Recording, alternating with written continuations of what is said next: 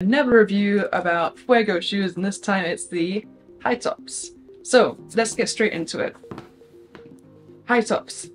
I have never worn a high top shoe before I wore these Fuego shoes, especially not for dancing.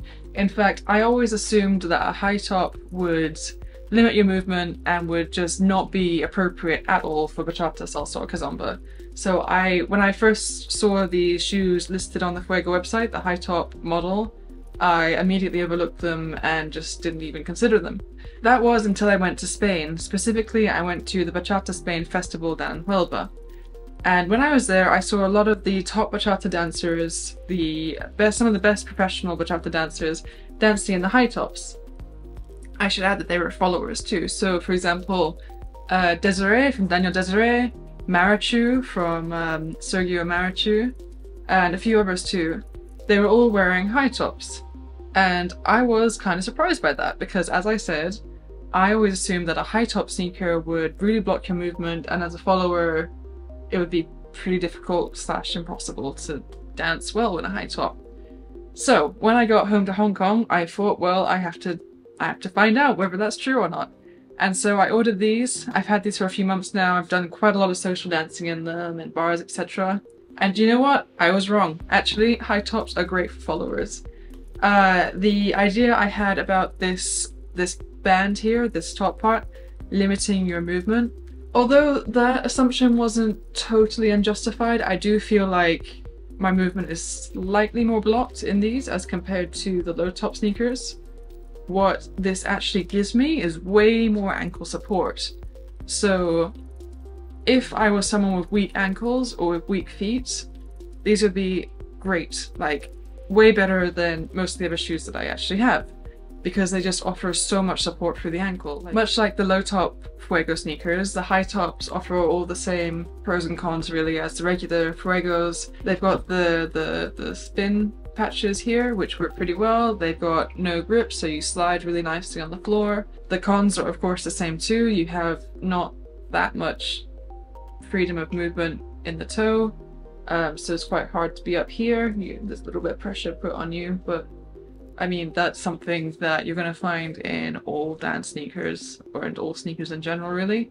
I don't think there's any dance sneaker, or any shoe, not even like just a shoe that's this kind of build, that is ever going to be able to compete with a traditional Latin dance shoe where you have, you know, that kind of range of movement and at the same time that support and strength through the shank there.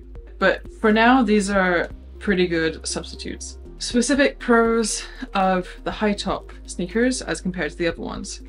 As I mentioned already, they have this higher band and thus the name high top. And this offers a lot more ankle support than the other versions of this shoe. If you are someone who has weak ankles, these are way better, way more supportive than the other shoes, and I would recommend them. Especially if you're social dancing a lot as a follower and you're dancing with a range of levels. Like for example, if you're dancing with a less experienced lead and he leads you into a bit of a dodgy turn, this is going to give you way more support and protect you way more than any other shoe basically. I'm trying to think what else to say about this shoe because like I always like to try and give cons as well as pros, because I think that if a video is just saying how good a shoe is, and I mean that's advertising, that's not really a review, but but to be honest, like this shoe is pretty good. Like I can't really fault it. I mean okay, no, maybe one fault would be like, yes, there is a lack of movement, but you have that in all sneakers generally, and there is like, it is harder, I wouldn't say it's harder to move because actually this part is pretty stretchy. I don't know if you can see here, like it moves pretty nicely, and I've not had any rupture blisters from these. I know that there are a number of people who don't like Fuego because it sounds like the Fuegos don't fit their feet very well, and I could imagine that if Fuego doesn't fit you anyway, this high ridge here might be extra uncomfortable. I'm not sure. For me, that has not been the case. I find them super comfortable. So comfortable that, like I said, these ones, same as the other ones, I wear them all the time as regular shoes just because I find them so comfy. There is less movement, yes, but that's the price you're paying for spectacular ankle support. So it's really a give and take. Like, if I'd compare these to the split soles, so the split soles are not I should add this to a new review. So now that I've danced in split soles even more, the split soles are not for your beginner dancer because you need to already have quite significant foot strength to dance in them. These, however, are great for any level. They're fantastic for beginners, I think, because foot is fully supported.